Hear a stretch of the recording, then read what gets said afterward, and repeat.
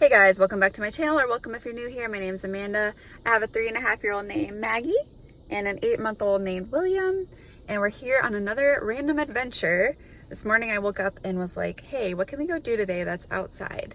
And I've been wanting to come here to the Lue Gardens for several years and we never have made it out.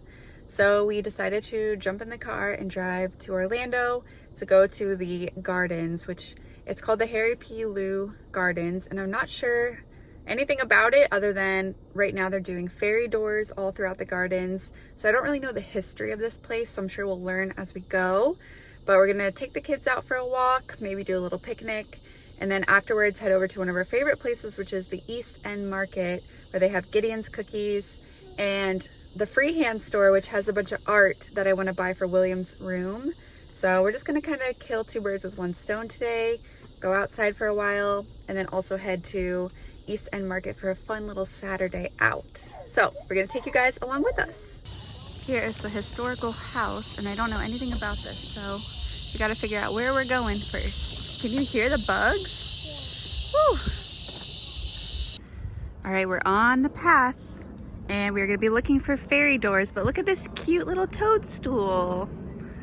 It's got some polka dots. And there's a cute little Maggie fairy. What about these toadstools over here? It smells incredible here. Like so sweet. Okay. Don't sit on them, just stand in between. Moss? Look at that fan plant. That's so cool. It's called a plate leaf palm. But we are heading first to the Butterfly Garden, the Idea Garden, the Lue House Museum, and the Rose Garden. I saw a fairy house, or is it a bird house? Look at that little house, little bird house. It looks like a houseboat. All right, I'm not sure where we are, but this is very beautiful. There's some historic buildings over here. Little garden in there. So we are gonna head onto this stone path and see what's in here. Lead the way, Mags. Look at all those, what are those, black-eyed Susans? Butterflies everywhere. Go see if you can find us any butterflies. So pretty. Just so lush and full. This must be the Butterfly Garden. Pentas and lantana. All kinds of flowers that butterflies love. This is a passion flower. This is what I want to plant in our yard so we can get all kinds of caterpillars. Okay, I'm coming. Look at that. It's grown over completely to make a tunnel. Some friends helped us find the first fairy door. This is for Nova, and she plants milkweed for the butterflies. All right, we're taking a little break. We're gonna go on the tour in a second of the historic house. Maggie's eating a snack and William's trying to steal her snack. Big guy. Oh my goodness, these two. We did tour the historic home, and I'm just gonna read to you about it from their website. And it says, the historic Lue House Museum was originally built in 1888 and is listed on the National Register of Historic Places. The property was included in the Harry P. and Mary Jane Lue gift to the city of Orlando in 1961. However, over its lifetime, 4 different families have lived and added on to the property. Today, it is a showcase of 19th and 20th century architectural styles and tells the story of the garden's origins. The first family to own the property was the Mitzel family. They staked their claim on the land in 1858. The property was originally settled and farmed growing cotton, corn, and sugarcane. David W. Mitzel, the only sheriff of Orange County who died in the line of duty, was ambushed and murdered in 1870 over a cattle dispute. The next family was in 1902, and that was the Pell and Gardner family. Duncan Pell from New York wanted to try his luck in the citrus industry and seek a speedy divorce to marry a young, silent screen star named Helen Gardner. Helen Gardner was the first woman to own her own production company, writing and directing in many films. Then in 1906, the Woodward family took over. They added charm and nostalgia.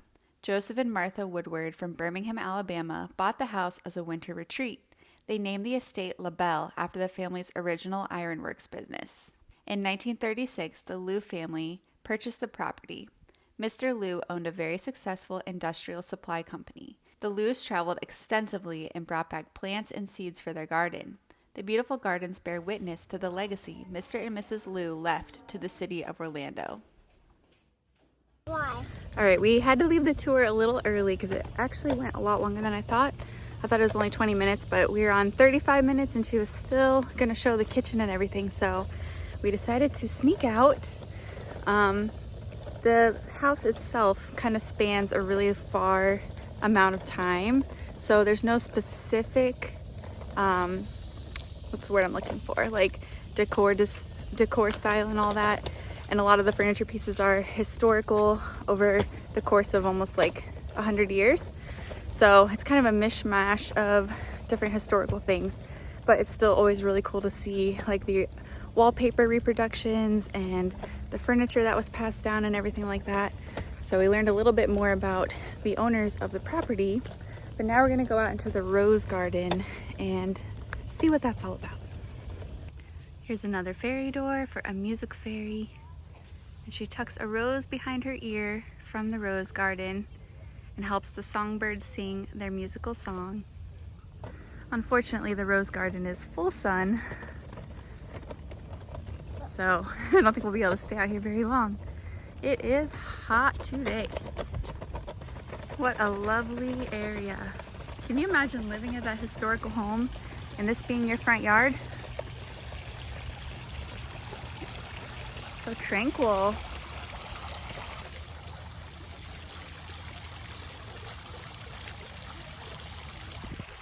William, say cheese. Hey, William, to cheese. Cheese. He's saying cheese already. A red rose. Maggie found a leopard grasshopper. Wow. There it goes. One of the biggest grasshoppers in the world. What clothes are we? There he goes. Wow. Darling. Now we're in the white garden and supposedly everything growing is the color white. So far I've only found some white orchids. Do you see any other white flowers or plants? I don't see any fairy doll. Any fairy doors? Maggie really wants to just find fairy doors. They're hard to find. Probably on purpose. This place is massive. I'm very lost, very out of my element, which will be really fun to just get lost in a garden, but it's very hot. I want to go back to the visitor center and take a break. Here's some more white flowers and some very large plants that have a white hue to them. I don't know what these are called. Pretty cool though. Another fairy door, very far away. Little books. All right, we're breaking out the ice cold washcloths. That's my pro tip. Bring a washcloth or a few with your Stanley that keeps your water ice cold. Dip it in there. You can use it on your neck, your forehead, or if you're a baby, you can just suck on the ice water out of a washcloth and it makes them feel very happy. Whew. Yeah, you could use a lot. It's okay, we don't have to share. Another fairy door on this American sycamore tree. I wish I could spot some birds for you guys because I hear all of them. Like that's a woodpecker for sure. You can hear all the bird song, but everybody's too high up in these huge trees. Look, I was looking for birds and I found another fairy door. That one's really pretty. Wow, And we found the matching sun. So we have the two fairies, Elio and Halo, the sun and the moon. Look at this unusual tree trunk. It's called a bottle tree. Never seen that before. We're going over this landing and we're going into the bamboo forest to look for our next fairy door, which is dragon themed. William's hanging in there. There's bamboo everywhere, all different types. This plant is crazy. It's humongous.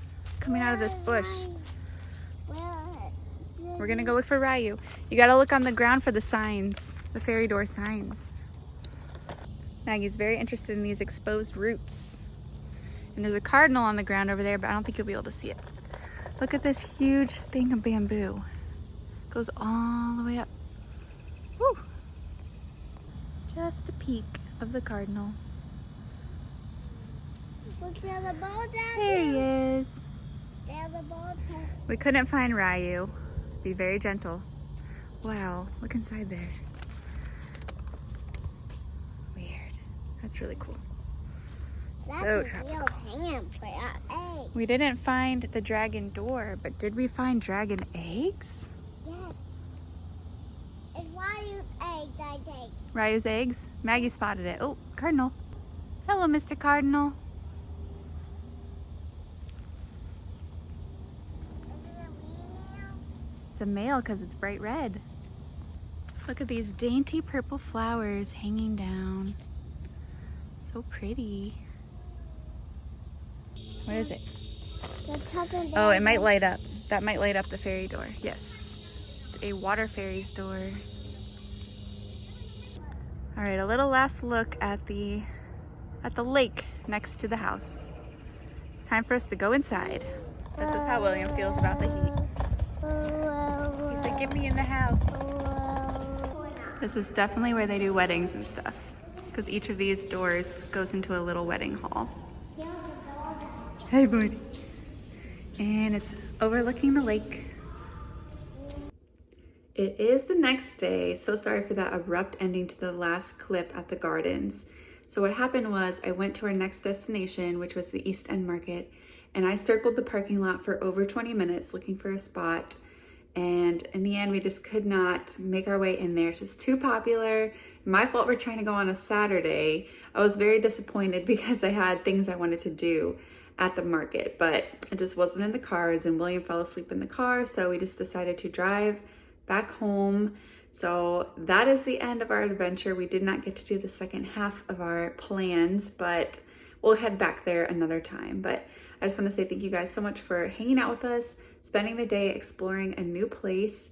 I hope you're all doing well, and we will see you in the next one. Bye.